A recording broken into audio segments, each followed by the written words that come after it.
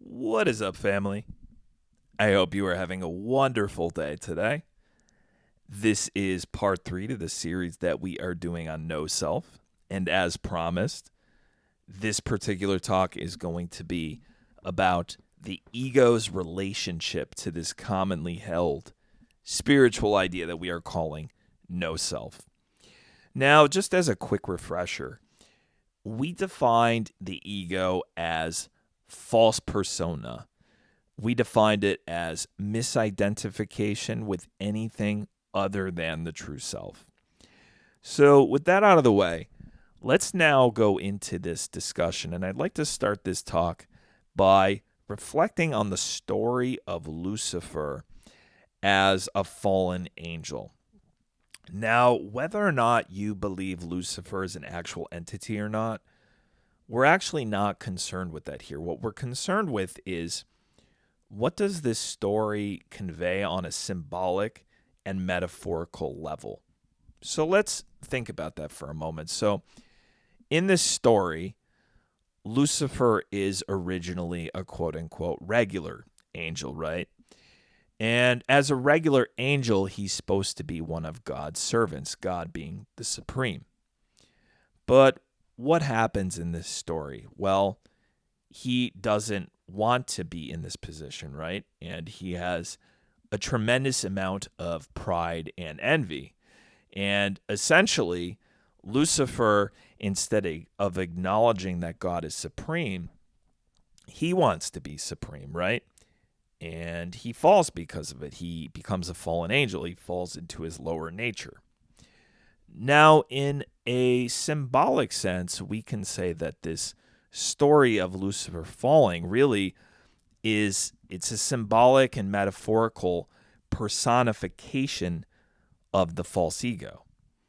And what we have here at the root then of false ego, we have pride, we have envy, and we have this desire to be God. And really, we can say that this desire to be God is actually even at the root of the pride and envy. This is really what is driving the whole thing. And this is really what is at the absolute root of false ego. Now, this is interesting because throughout this series, we have been talking about this belief in no self, and we've been saying how it tends to lead to this idea that we're God.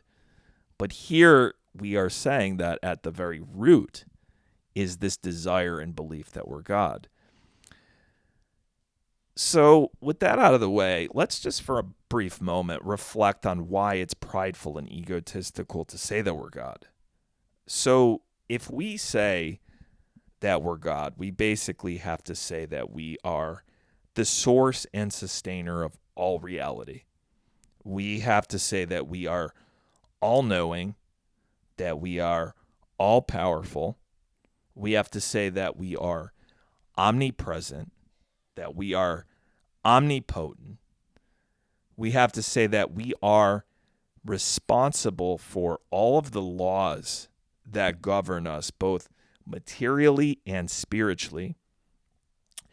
And we have to say that we cannot fall into illusion.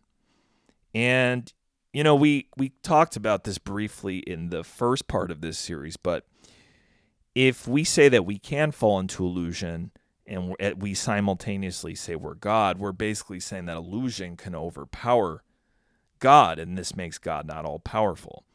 So in order to say that we're God, we have to say that we can't fall into illusion. But I know for myself, I could humbly acknowledge that, there was a time I was in illusion. I can remember it. And, at least more illusion than I'm in now. Let's put it that way. And, humility, this is really the medicine, right? This is really the medicine for combating false ego, because humility is really what allows us to say that, you know what? I'm not the supreme. I'm not the center of everything.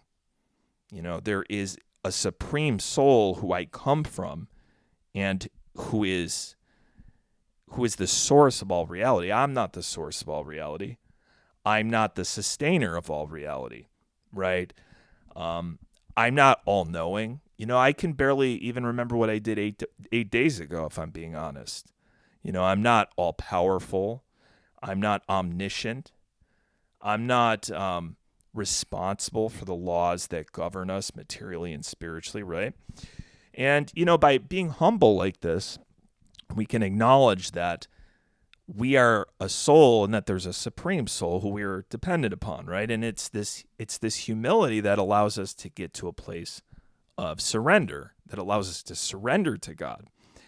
And it's worth saying here that if we say that we're not a self, or if we say, that we're all God, how do we surrender then? Because we can't surrender to ourselves, right? That's quite literally an impossibility. So, yeah, it's this humility that allows us to get to this place. This is the medicine, right? So,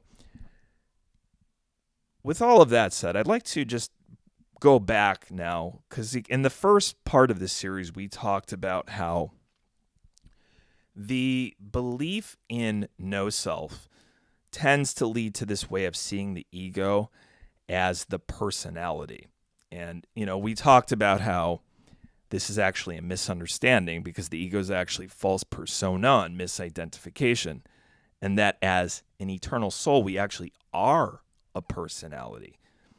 But I just want to reflect on this for a moment and talk about the conclusion this ultimately comes to. Because if we say that the ego is personality, right, what this basically means is that there's no self. So what this means is if we're not a personality, this means that every relationship that you've had throughout your life, so whether it's love towards a significant other, towards a spouse, towards your kids, towards friends, right? Any love that you've had, if you are not if the ego is personality and you're not a self, this means that love is not real. This means that it's an illusion. This means that it's not you and another soul connecting in this loving reciprocal relationship. No, it's an illusion. There is no you. There's no them, right? There's no them, so there's not even really love. It's all an illusion. And, we were talking about this in the last talk, but this is like quite a sad worldview. This conclusion is a very bleak and sad conclusion because this is ultimately where the belief in no self leads. So just one more thing I just wanted to say in this talk before we conclude this series. And I want to just briefly touch on this concept of us being a part of God, because this is something that I had a hard time grasping for a while, because if we say that we're a part of God, it's easy to think that means that we are God. But we have to understand that parts, like, for example, think of a puzzle, right? If we had a 100-piece puzzle right now, in order for that puzzle to be whole, we would have to put those 100 pieces together. But when we're saying parts in this context, that's not what we mean. Because God is already whole as the supreme soul. And anything that emanates from him, so we're his parts, right? We are emanations from God. We are God's energy. Anything emanating from God is also whole. So as an individual soul, I am whole. As an individual soul, you are whole. And then God is also whole, but he is supremely whole, right? So when we understand it this way, we understand that we are fundamentally whole and God is fundamentally whole, and we are fundamentally connected to God, and we are fundamentally connected to everybody. We're fundamentally connected to everything.